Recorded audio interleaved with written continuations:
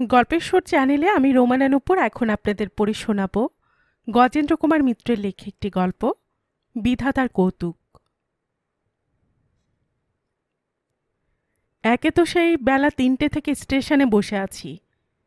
Rail কোম্পানির এমন বন্দোবস্ত যে ৩টের পর প্রথম গাড়ি এই রাত ৯:৩০। ৫ মিনিটের কাজ ছিল এখানে, তার জন্য পুরো ৬.৫ ঘন্টা সময় নষ্ট। তার উপর যদি বা এই ট্রেন ঠিক সময় এলো, আপ ট্রেনের দেখা নেই। সুতরাং প্রতীক্ষার অবসান ঘটল না। যেহেতু আপ ডাউন দুটো ট্রেনই এখানে মেলবার কথা, সেহেতু এখানেই মেলাতে হবে। তা অপরটা ৮ ঘন্টাই লেট হোক আর ১ ঘন্টাই হোক। শুনলাম আপ ট্রেন সত্যিই প্রায় ৮ ঘন্টা লেট। অনায়াসে এর পরের স্টেশনে মেল করানো যেত, কিন্তু রেল কোম্পানির কন্ট্রোল ঘরে যে মানুষগুলি বসে থাকেন, তাদের হিসেব আর আমাদের হিসেব বোধ করি এক পাটিগণিত ধরে চলে না। কাজেই ও আলোচনা থাক। বিরক্ত হয়ে উঠেছিলাম।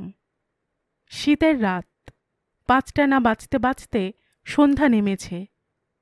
তখন থেকে অন্ধকারে বসে বসে মশা তাড়াচ্ছি। যখনকার কথা বলছি তখন স্বাধীনতা এসে গেছে, কিন্তু তখনও স্টেশনে এত বিজলি আলোর ঘটা হয়নি। তেলের আলো গাড়ি আসার মিনিট কতক আগে আগে জ্বালানো হয়, বাকি সময়টা জোনাকি ভরসা। গাড়িতে ওঠা বসে থাকতেও ভালো লাগলো না। ভিড় যে খুব একটা বেশি ছিল তা নয়, কিন্তু বন্ধ কামরার মধ্যে মুড়িসুড়ি দেওয়া মানুষগুলির গায়ের কাপড়ের আর বিড়ির গন্ধে ভেতরের বাতাস এমন ভারী হয়ে আছে, ঢুকলেই যেন দম বন্ধ হয়ে আসে। কাজে যতটা পারা যায় বাইরে থাকার চেষ্টায় গাড়ির সামনে পায়চারি শুরু করলুম। যাত্রী যারা তারা ততক্ষণে প্রায় সবাই ভেতরে উঠে পড়েছে। দুটি চাওয়ালা ছোকরা ও একটি অদ্বিতীয় খাবারওয়ালা এতক্ষণ ঘুরছিল। তারাও নিজেদের কোটরে গিয়ে ঢুকেছে। প্ল্যাটফর্ম জনবিরল, তার মধ্যেই পায়চারি করতে করতে নজরে পড়ল আমার মতো আরও একটি প্রাণী ভেতরে না উঠে প্ল্যাটফর্মে অপেক্ষা করছে। তবে তার পায়চারি করার ইচ্ছে নেই। একটি কামরার সামনে স্থির হয়ে দাঁড়িয়ে আছে। সম্ভবত মালপত্র কিছু আছে সেখানে, নড়া সম্ভব নয়। অলস কৌতূহল, তবু আর কোনো কাজ না থাকাতেই কে মানুষটা দেখবার জন্য পাশ দিয়ে বার দুই যাতায়াত করলুম। কিন্তু অন্ধকারে মুখ চোখ কিছুই ঠাউর হলো না। শুধু বুঝলুম যে যিনি দাঁড়িয়ে আছেন তিনি মহিলা, এবং সম্ভবত বয়স্কা হবেন, কারণ পরিধানে সাদা কাপড়। পাড় আছে কিনা দেখা গেল না ঠিক, তবে থাকলেও খুব চওড়া কিছু নয়। ইতিমধ্যে আমাদের যন্ত্রণার অবসান আসন্ন হয়ে এসেছে। দূর দিগন্তে আলোর আভাস আপ ট্রেনের আবির্ভাব ঘোষণা করছে। চাওলা ছেলে দুটি উনুনের পাশে কেটলি রেখে আগুন পোয়াচ্ছিল। তারা আবার ভাঁড়ের বালতি নিয়ে প্রস্তুত হয়ে দাঁড়ালো। খাবারওয়ালার কাঁধে খাবারের বাক্স, জলের বালতি গুছিয়ে তুলে নিল। তাড়া নেই। যে গাড়ি আসছে সে গাড়ি না ছাড়লে আমাদের গাড়ি ছাড়বে না।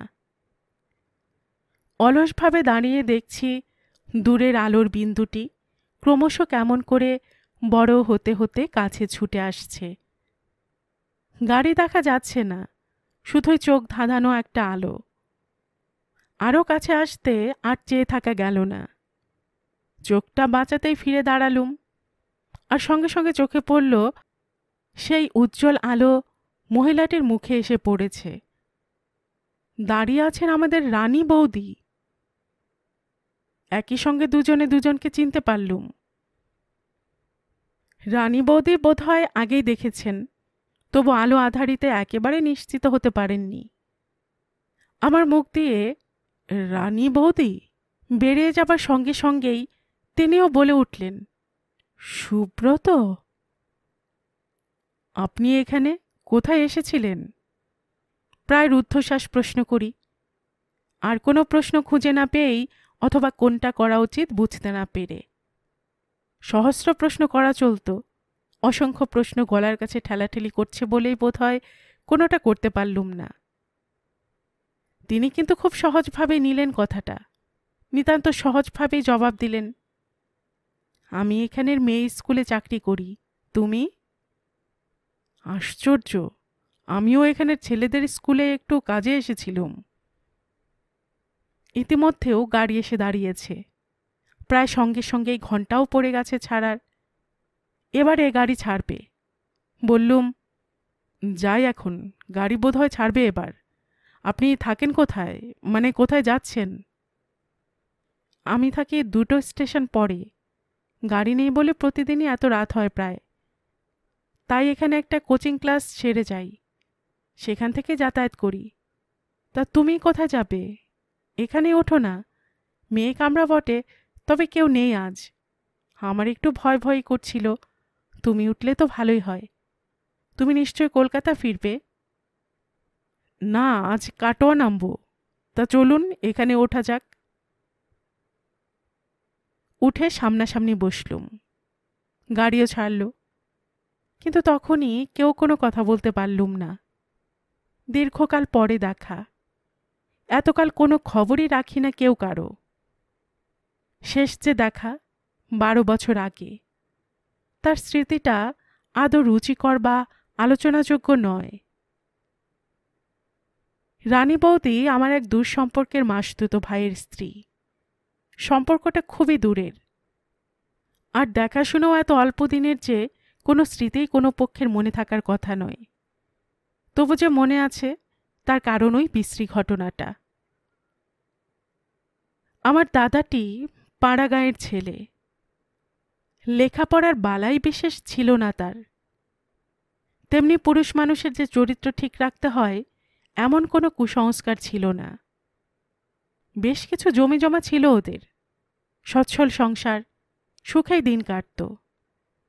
বদখেয়ালি করার অবসরও ছিল প্রচুর। রানী বৌদি শহরের মেয়ে, বিশেষ পশ্চিমা মানুষ। বাবা ছিলেন মিরাটের সরকারি চাকুরে। হঠাৎ অসময়ে মারা যেতে কলকাতায় এসে মামাদের গলগ্রহ হয়ে পড়েছিলেন। সে মামার নিজের 3টে মেয়ে ছিল। তার উপরে ভাগ্নে এসে জোটাতে দিশেহারা হয়ে গেলেন। বলতে গেলে সামনে যাকে পাওয়া গেল সেই পাত্রে বিয়ে দিয়ে দিলেন। তবু নিজের মেয়েদের আগেই ভাগ্নিকে পাত্রস্থ করেছিলেন। স্বঘরে সম্পন্ন অবস্থায় সুশ্রী ছেলে। খুব খারাপ বিয়ে দিয়েছিলেন তাও কেউ বলতে পারবে না। এ পর্যন্ত আমাদের সঙ্গে পরিচয় বিশেষ ছিল না। বিয়ের পর কি একটা উপলক্ষে যোগেশদার মা বউ নিয়ে আমাদের বাড়ি এসে দিন কতক ছিলেন। আমার মায়ের খুব পছন্দ হয়েছিল বউকে, সম্ভবত বউয়েরও। এর মাস কতক পরে হঠাৎ একদিন সন্ধ্যার পর রানী বৌদি একা এসে হাজির। না, অশ্রুমুখী নন, বরং জ্বালামুখী বলাই উচিত। আমার তখন বয়স অল্প, কিন্তু তবু তার দৃষ্টিতে যে বন্যি দেখেছিলুম তা আজও মনে আছে। রানী বৌদি নাকি এসে একেবারে মার পা জড়িয়ে ধরে আশ্রয় ভিক্ষা করেছিলেন। সেই প্রথম শুনলুম যে যোগেশদা ঘোর অসৎ চরিত্র এবং তার কি সব খারাপ অসুখ আছে। এই পিতার সন্তানকে বৌদি রাখতে চান না। এই সন্তান ওই বীজ ও ওই স্বভাবই ছড়িয়ে বেড়াবে। তিনি চান সন্তানকে নষ্ট করতে। মা শিউরে উঠে অনেক করে বুঝিয়ে সুঝিয়ে শান্ত করলেন। কিন্তু রানী বৌদির শ্বশুর বাড়ি থেকে যখন নিতে এলো তখনও পাঠালেন না। বললেন, ওখানে গেলে পাগলি কি করে বসবে তার ঠিক কি, তাছাড়া ওর শরীরও ভালো না, এখানেই থাক। কানাকানি যা হোক একটা হয়ে গেলে নিয়ে যাস, ততদিনে মাথাও ঠান্ডা হয়ে যাবে। কিন্তু দেখা গেল মেয়েটিকে আমার মা ঠিক চিনতে পারেননি। মাস তিনেক সব শুদ্ধ ছিলেন বৌদি। এমনি তার আচরণে কোনো অস্বাভাবিকতা প্রকাশ পায়নি। তাই ছেলে হবার পরও মাসখানেক কাটিয়ে যখন দেশে যান, যোগেশদার ছোট ভাই এসেছিল নিতে। তাকে সাবধান করে দেবার কথাও মনে পড়েনি মায়ের। সেও ছেলে মানুষ, 17-18 বছরের ছেলে। কোনো উদ্ভট সম্ভাবনা তার মাথায় যাবে এমনও আশা করা অন্যায়। রানী বৌদি সেই সুযোগ নিয়েই এক অঘটন ঘটিয়ে বসলেন। যেতে যেতে গাড়ির জানালা গলিয়ে সকলের সামনে চলন্ত ট্রেন থেকে বাচ্চাটাকে দিলেন ফেলে। এবং তারপর বেশ সহজ প্রশান্ত মুখেই নিজের আসনে গিয়ে বসলেন। তারপর যথারীতি হইচই, কেলেঙ্কারি, থানা পুলিশ, বহুকালের কথা। কিন্তু কেলেঙ্কারে যে তরঙ্গ উঠেছিল, লজ্জা ও ধিক্কারে যে ঝড় বয়ে গিয়েছিল ঘরে বাইরে, সে কথাটা আজও মনে আছে। মা ছড়া বেঁধে গালাগালি দিলেন মেয়েটাকে, কারণ তাকেও সাক্ষী দিতে হয়েছিল। পাড়ায় শুধু নয়, আত্মীয় মহলেও ঢিঢিক্কার পড়ে গিয়েছিল। মুখ দেখানো কঠিন হয়ে পড়েছিল আমাদের। গালাগাল দিয়েছিলেন নিজেকেও, নির্বোধ ও মূর্খ বলে, সর্বনাশা মেয়েটাকে চিনতে পারেননি বলে। তবে তখন আর আফসোস করে লাভ কি? কেলেঙ্কারির কিছু অবশিষ্ট রইল না। খবরের কাগজের কল্যাণে ভারতবর্ষের কোনো প্রান্তে আর ছড়াতে বাদ রইল না সংবাদটা। রানী বৌদি কিন্তু নির্বিকার, কোনো রকম অনুতপ্ত হতেও দেখা যায়নি নাকি। আদালতেও ওই কথাই তিনি বললেন। এমন লোকের সন্তান রাখা মানে দেশের মধ্যে অসৎ লোকের বংশ বিস্তার করা, কুৎসিত ব্যাধির বীজ ছড়ানো।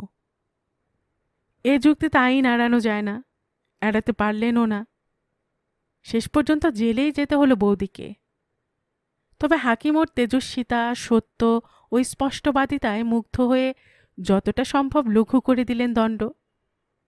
যে মানসিক অবস্থায় মা হয়েও নিজের সন্তানকে নষ্ট করতে পেরেছেন, সেই অবস্থাটার প্রতিই জোর দিলেন বারবার। এরপর স্বভাবতই আমরা আর কোনো খবর রাখিনি রানী বৌদির। তবে খবর কিছু কিছু এসে পৌঁছেছে। জেল থেকে বেরিয়ে কোন নাকি মিশনারিদের কাছে আশ্রয় পেয়েছিলেন। তারা নাকি তাকে লেখাপড়া শিখিয়ে বিয়ে পর্যন্ত পাশ করিয়েছিলেন। তারপর কোন স্কুলেও নাকি চাকরি করে দিয়েছিলেন। না, খ্রিস্টান হয়েছিলেন কিনা তা জানা যায়নি। তবে তাতে যে রানী বৌদির কোনো আপত্তি থাকবে তাও মনে হয়নি কারো। আর হলেই বা কি, আমাদের সমাজে, আমাদের আত্মীয় মহলে তো তার মৃত্যুই হয়ে গেছে। ওর মামারাও কোনো সম্পর্ক রাখিনি আর। যোগেশদার খবর আরও সংক্ষিপ্ত। প্রায় সঙ্গে সঙ্গেই তিনি আরেকটা বিয়ে করেছিলেন। ইতিমধ্যে গুটিকতক সন্তানও হয়ে গেছে, সবকটাই চিররুগ্ন প্রায়। মারাও গেছেন ওই ঘটনার বছর ৬-৭ মধ্যেই। প্রায় অন্ধকার রেলের কামরা, বন্ধ জানালার মধ্য দিয়ে যতটা দেখা যায়, বাইরেটা অন্ধকার ও কুয়াশায় একাকার হয়ে গেছে। ভেতরে ততোধিক। ট্রেনটা যে গতিতে চলছে, মনের মধ্য দিয়ে স্মৃতির ছবিটা তার চেয়ে অনেক বেশি দ্রুত গতিতে সরে সরে গেল। বুঝলুম মোরও তাই। দুজনেই একটা অস্বস্তি বোধ করতে লাগলুম, অথচ কি বা করা যায়? কোন প্রসঙ্গ তোলা যায় তাও যেন হঠাৎ মনে পড়ল না। শেষে আবারও একটা মামুলি প্রশ্নই করে বসলুম। আসলে যে কোনো উপায় হোক এই অস্বস্তিকর নীরবতা ভাঙা দরকার। বললুম, তারপর তা এত দেশ থাকতে এখানে চাকরি করতে এলেন? আর ওখানেই বা থাকেন কোথায়? এখানে হোস্টেল নেই কিংবা বাসা টাসা? রোজ এত রাতে যাওয়া? হাসলেন রানী বৌদি। চোখে সে আগের আগুন জ্বলে কিনা জানি না, দেখলাম হাসিটা তার আজও তেমনি মিষ্টি আছে। বললেন, আমাকে আর কোন বড় স্কুলে কে চাকরি দেবে বলো? সাধারণ গ্র্যাজুয়েট, বিটি ডিগ্রিও নেই। অনার্স ছিল অবশ্য, কিন্তু এমএ পাশ করার হয়ে ওঠেনি। তাছাড়া সহায় সম্বল তো কিছু নেই। এখানে এটা আগে মিশনারিদের স্কুল ছিল বলেই কাজটা পেয়েছিলাম। তাই এখানেই থাকেন না কেন? এখানে থাকলে চলে না, আমার ওখানে সংসার দেখে কে? সংসার? চমকে উঠলুম। সে বিস্ময় কণ্ঠে বা মুখভাবে চাপাও রইল না। আপনি আবার বিয়ে করেছেন নাকি? আবারও সেই হাসি। ধুর পাগল, আমাকে আবার কে বিয়ে করবে? জেলখাটা দাগিয়ে আসামি, তাই বিধবা। কেন, বিয়ে না করলে কি আর সংসার থাকতে নেই? এক গাদা ছেলে মেয়ে আমার। এবার আর অনাবশ্যক বোধেই প্রশ্ন করলুম না, নির্বাক বিস্ময়ে তাকিয়ে রইলুম শুধু। তবে কি তবে কি বোধহয় অনুক্ত প্রশ্নটা আমার চোখ দেখে অনুমান করে নিলেন রানী বৌদি। বললেন, না না, অবৈধ সন্তান নয়, দস্তর মতো স্বামী দেবতা মশাইয়ের বিবাহিতা ধর্মপত্নীর সন্তান। তোমারই ভাইপো তারা, তোমার যোগেশদার ছেলে মেয়ে। কিছুক্ষণ অবাক হয়ে চেয়ে থাকি তার মুখের দিকে। আজ বুঝি বিস্ময়েরও শেষ হবে না, হেয়ালেরও না। যোগেশদার ছেলে মেয়ে? তার ছেলে মেয়ে আপনি মানুষ করছেন? সে কি করে হবে? হবে কি, হচ্ছে তো। এবারে একটু যেন অপ্রতিভের হাসি ফুটে উঠল তার মুখে, যেন কোনো গর্হিত কাজ করে ফেলেছেন। এমনি একটা লজ্জা। বললেন, তোমার যোগেশদা এই বিয়ে করার পরই পৃথক হয়েছিলেন। পৈতৃক সম্পত্তি যা পেয়েছিলেন তা মরার আগে দুহাতে উড়িয়ে দিয়ে গিয়েছিলেন। মরবার পর সমস্ত পরিবারটা পথে বসেছিল প্রায়। এইখানে তোমার নতুন বৌদির, মানে আমার সতীনের বাপের বাড়ি। অগত্যা এখানে এসে উঠেছিলেন তারা, কিন্তু অবর্ণনীয় দুর্গতিতে দিন কাটছিল। ওদের অবস্থাও তো ভালো ছিল না, নইলে অমন পাত্রে মেয়ে দেবে কেন? আমি এখানে চাকরি করতে এসে এই ফ্যাসাদে জড়িয়ে পড়লুম আর কি। কানে শুনে একের পর এক লোক এসে যখন বলতে থাকে, পেটে ভাত নেই, পরনে কাপড় নেই, পড়াশুনো তো কল্পনাতীত, তখন আর চুপ করে থাকতে পারি কই? হাজার হোক শ্বশুরের বংশধর, যাই করে থাকি, ডাইভোর্স তো হয়নি, ধর্মান্তরও হয়নি। আমি এখন ওখানেই থাকি, রাধা ভাতটা পায় দুবেলা, আমার লাভ ওইটুকু আর কি। গল্প করতে করতে কখন মাছের স্টেশন পার হয়ে গেছে লক্ষ্য করিনি। এবার রানী বৌদির স্টেশন কাছে আসছে। তিনি উঠে দাঁড়িয়ে তেমনি একটু লাজুক লাজুক ভাবে হেসে বললেন, মনে মনে খুব হাসছ না? একে বোধহয় প্রকৃতির প্রতিশোধ বলে, নাকি ঈশ্বরের বিচার, কি বলবে? বিচার হলে খুবই সূক্ষ্ম বিচার বলতে হবে, নিক্তির তৈলে মাপা। তারপর নামতে নামতে আর একটু হেসে বললেন, ছোটটা আমার এমন ন্যাওটো হয়েছে, যত রাতি হোক জেগে বসে থাকে। আচ্ছা চলি, যদি কখনো এসো তো এদিক ঘুরে যেও। আচার্যদের বাড়ি বললেই সবাই দেখিয়ে দেবে। আমার কেউ না হলেও তোমার আত্মীয় তো।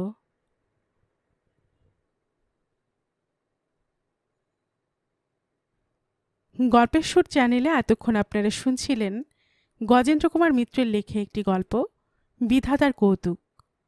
আর গল্প পাঠে আমি এতক্ষণ আপনাদের সাথে ছিলাম রোমানা নূপুর। আপনারা যারা গল্পের সুর চ্যানেলের গল্প নতুন শুনছেন, আপনাদের সুবিধার্থে একটি বিনীত অনুরোধ, যদি আপনারা আরও এমন গল্প শুনতে চান তবে নিচে সাবস্ক্রাইব বাটনে একটি ক্লিক করে রাখুন ও একটি লাইক করে রাখুন। এতে এই চ্যানেলের ভিডিওগুলি খুঁজে পেতে আপনাদের সুবিধা হবে। আর পাশে থাকা বেল বাটনটিও চেপে রাখুন, যাতে নতুন কোনো গল্প দেওয়ার সাথে সাথেই আপনাদের কাছে নোটিফিকেশন চলে যায়। সবসময় সবাই খুব ভালো থাকুন, সুস্থ থাকুন ও আনন্দে থাকুন, এই প্রার্থনা রইল।